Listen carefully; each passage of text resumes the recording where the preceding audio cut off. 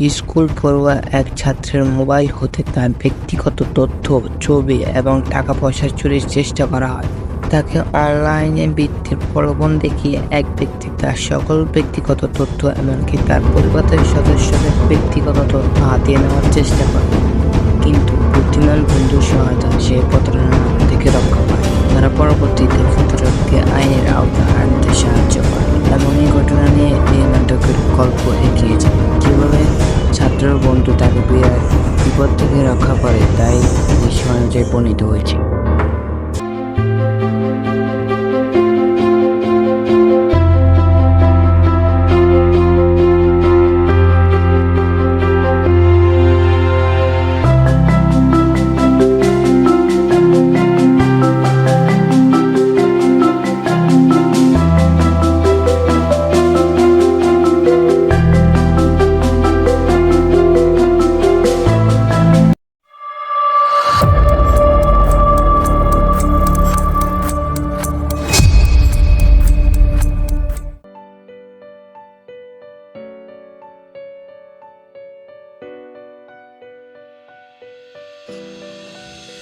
একদিন ফাহাদের ফেসবুকে আশিক ইসলাম নামের এক ব্যক্তি ফ্রেন্ড রিকোয়েস্ট পাঠায়।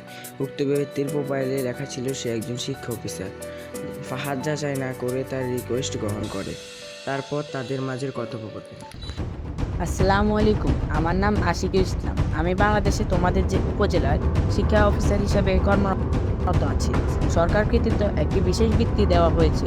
আমি তার যাচাই বাছাই করার জন্য শিক্ষার্থীদের সাথে যোগাযোগ করছি। তুমি কি উক্ত বৃত্তিটি পেতে আগ্রহী?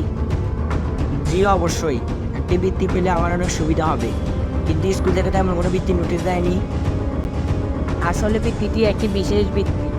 আমার মতো শিক্ষা অফিসারদের কাছে বৃত্তি দেওয়ার দায়িত্ব দেওয়া হয়েছে, তাই স্কুল কর্তৃপক্ষ আগত নয়। আচ্ছা, আমি কিভাবে আবেদন করতে পারি বৃত্তির জন্য?